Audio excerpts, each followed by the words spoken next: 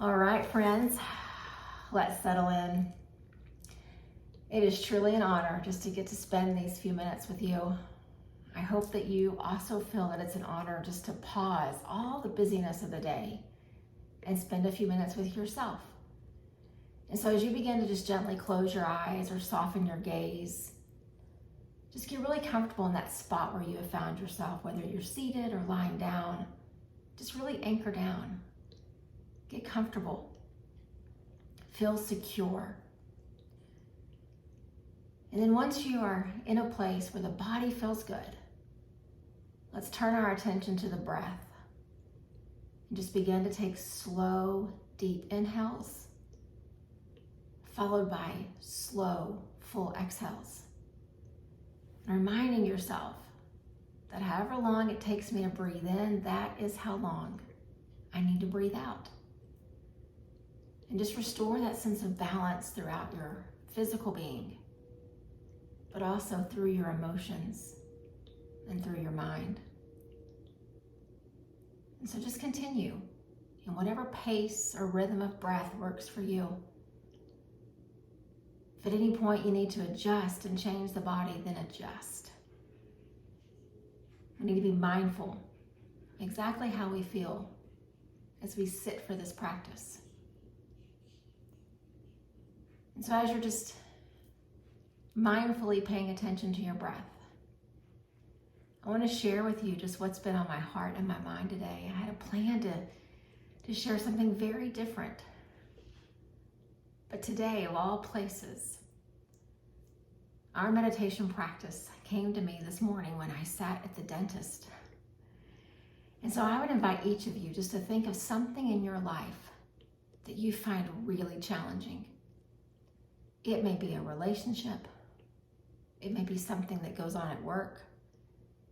It could be a memory or a trauma or a struggle that you work through every day. But what in your life, just think, do you find really challenging?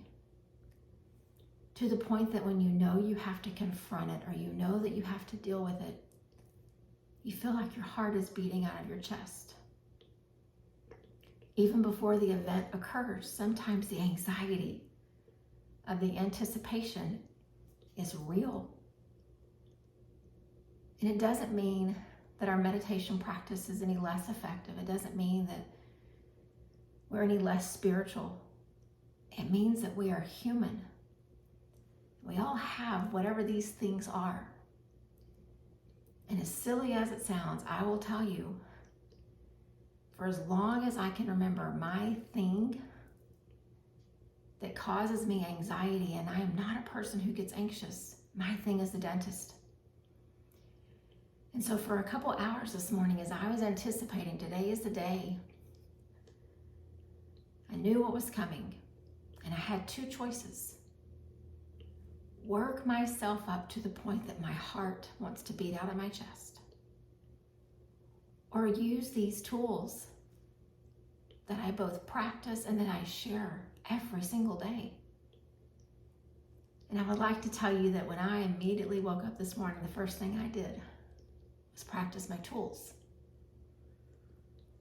But the human side took over and the heartbeat started to race.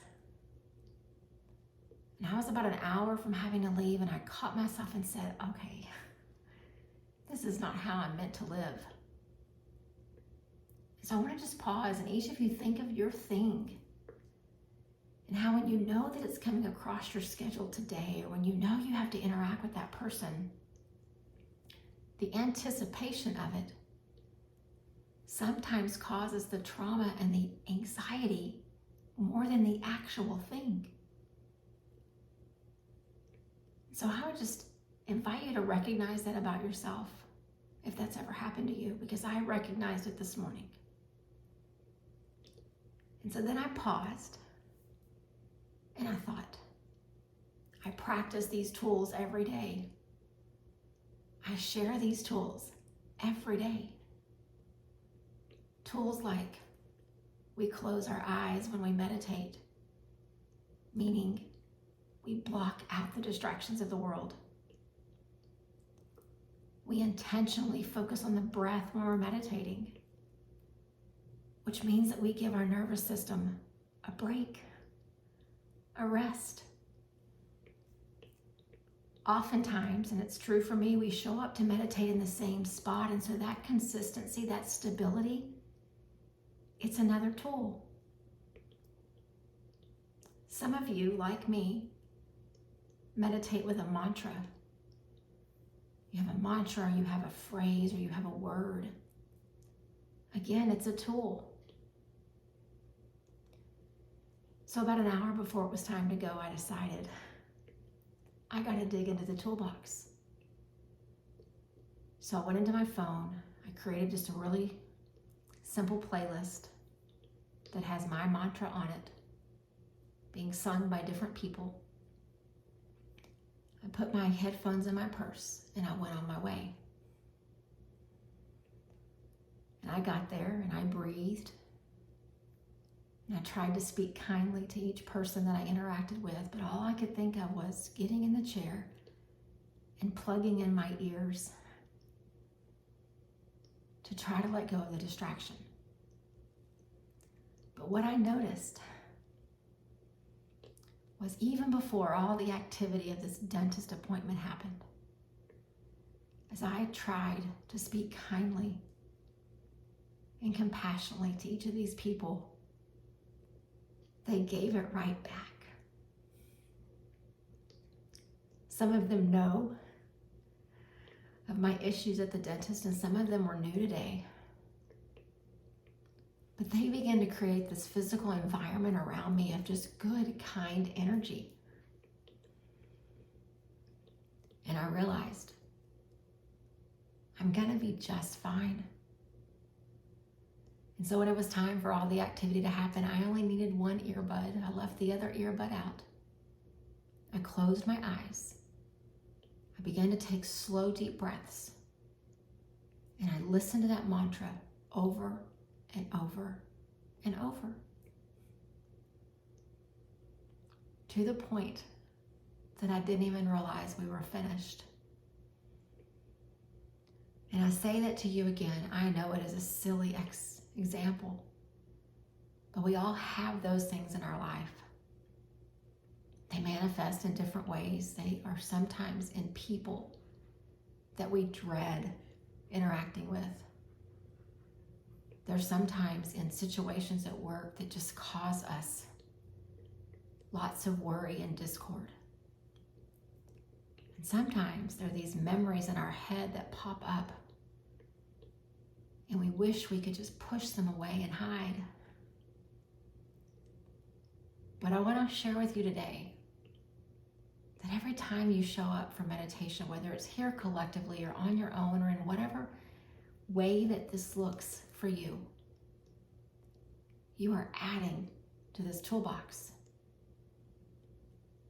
So that when these things come across your path, you go there.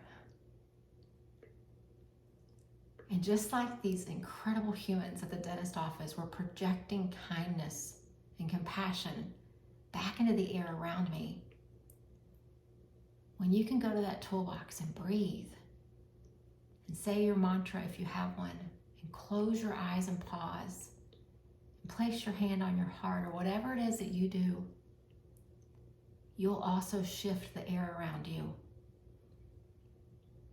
I don't say this as an example that I've read in a book. I say it to you because it is real.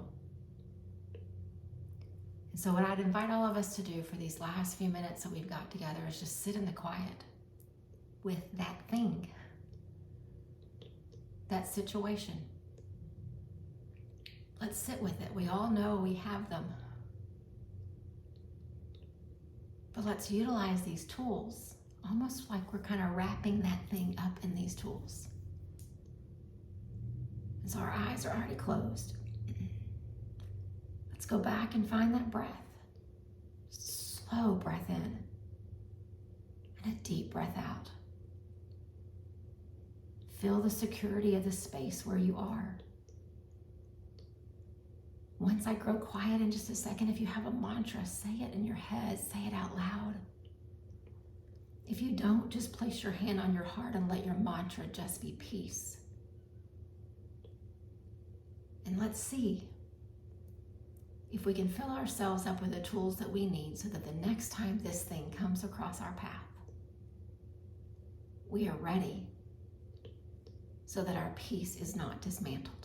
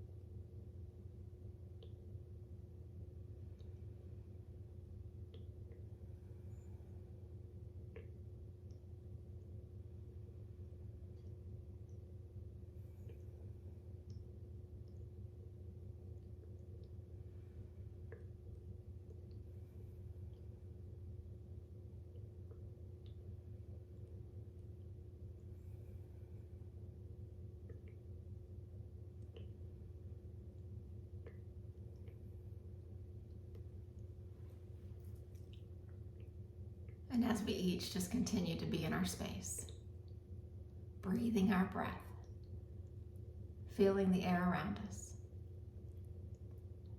I'd like to end our time just reciting a few times the metta meditation of loving kindness collectively in this space for us. All it is just simple words where we wish ourselves well. And I believe that when we say these things often enough, we actually begin to manifest them happening. So you can say them right after me. You can just sit quietly and let my words hold space. Continuing to breathe. May we be healthy. May we be happy. May we be safe. May we be peaceful and at ease. May we be safe. May we be healthy. May we be happy. May we be safe. And may we be peaceful and at ease. And let's just hold on to that last line just a little longer. May we be peaceful and at ease. And when that next time comes that we have to encounter the things that challenge us the most, that test our resolve, that kind of threaten our calm, may we be peaceful and at ease. Namaste.